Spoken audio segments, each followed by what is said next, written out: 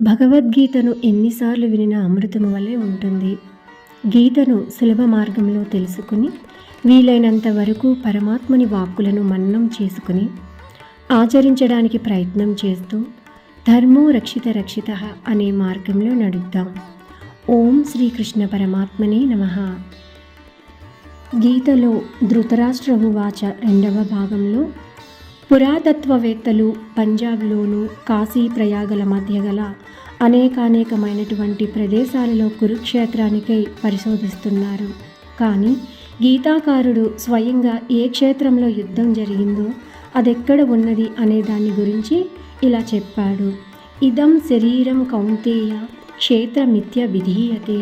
అర్జున, ఈ శరీరమే క్షేత్రం. ఎవడైతే ఈ విషయం తెలుసుకుంటాడో అతను దానిని దాటగలడు. అతనే క్షేత్రజ్ఞుడు. ఆ పైన శ్రీకృష్ణుడు క్షేత్రం గురించి విస్తారంగా చెప్పాడు.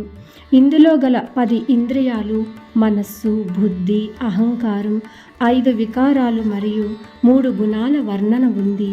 శరీరమే క్షేత్రం, ఒక రణరంగం. ఇందులో పోట్లాడుకునే ప్రవృత్తులు 2: దైవీ సంపద అంటే సద్గుణాలు మరియు అసురీ సంపద అంటే దుర్గుణాలు.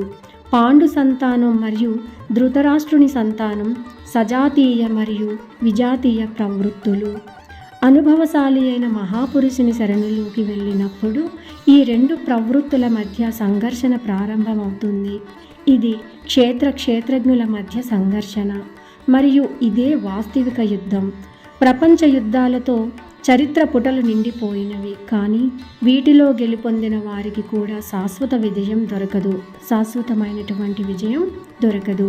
ఇవి ఒకరిపై ఒకరి ప్రతీకారాలు మాత్రమే. ప్రకృతిని నిరోధించి ప్రకృతిపై ఉన్న అధికారిని దిగ్దర్శనం చేసుకుని అందులో ప్రవేశం పొందుటయే వాస్తవమైన విజయం. ఇది ఎలాంటి విజయం అంటే దీని తరువాత అపజయానికి తావు ఉండదు. ఇదే ముక్తి మార్గం. దీని తరువాత జన్మ మృత్యువుల బంధం ఉండదు.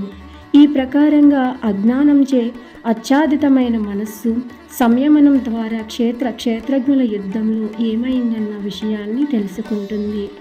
ఇప్పుడు సంయమనం పెరిగిన కొద్దీ అతడికి జ్ఞానం కలుగుతూ ఉంటుంది. ఓం శ్రీకృష్ణ పరమాత్మనే నమః.